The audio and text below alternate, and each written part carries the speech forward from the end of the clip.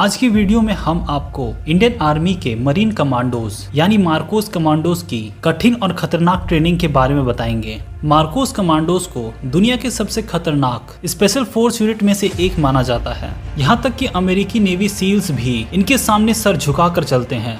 Pirates अभी भी बड़ी प्रॉब्लम है। यस, एक मर्चेंट शिप को हाईजैक कर लिया इन लोगों ने। यहाँ से इंडियन नेवी का एयरक्राफ्ट उड़ा विद मार्कोस ने पैरा ड्रॉप किया 20 पायरेट्स को। We got them on track. और वो इतना डर गए मार्कोस का सुन के, और इंडियन नेवी की और मार्कोस की नाक बहुत ऊपर हो गई इंटरनेशनल। मार्कोस भारतीय नौसेना की स्पेशल फोर्स यूनिट है जिसका काम विशेष operation, underground operation, under water combat, under water operations और बंधक बचाव जिम्मेदारी को निभाना है। मार्कोस कमांडोज को इनकी बहादुरी और ताकत के लिए मगरमच्छ या दाढ़ी वाले फौजी के नाम से भी जाना जाता है।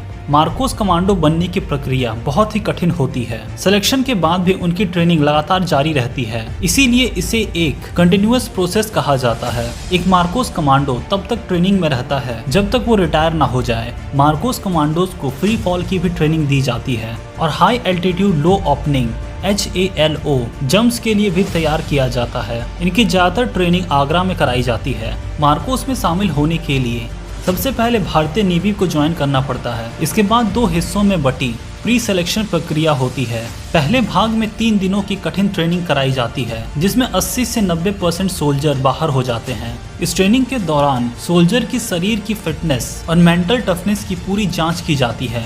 दूसरे भाग को हेल विंग कहा जाता है जो दुनिया के सबसे कठिन ट्रेनिंग में से एक है। इस ट्रेनिंग में सोल्जर को 15 से 18 घंटे की शारीरिक और मानसिक सहनशीलता की कठिन ट्रेनिंग से गुजारा जाता है। सोल्जर्स को उनके अंदर की हर ऊर्जा को पूरी तरह से निकालने के लिए मजबूर किया जाता है ताकि ये देखा जा सके कि वो पूरी तरह से टूटने के बाद कैसी प्रतिक्रिया देते हैं। हेल विंग में आने वाले सोल्जर्स में से केवल 2 से 3% ही इसे सफलतापूर्वक पार कर पाते हैं।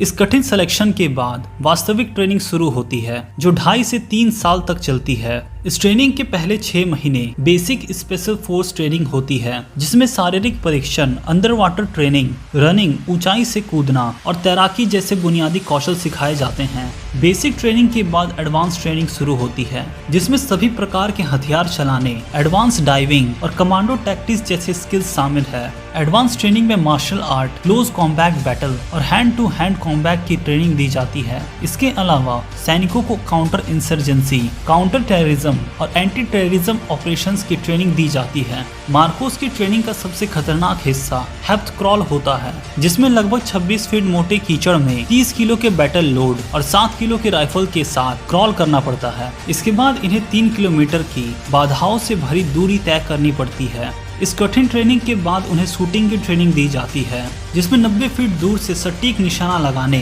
और 45 सेंटीमीटर के पास के टारगेट को हिट करना होता है। इसके अलावा उन्हें अंडर वाटर ऑपरेशंस, बम और विस्फोटकों की सामग्री को संभालने और कई भाषाओं को सीखने की भी ट्रेनिंग दी जाती है।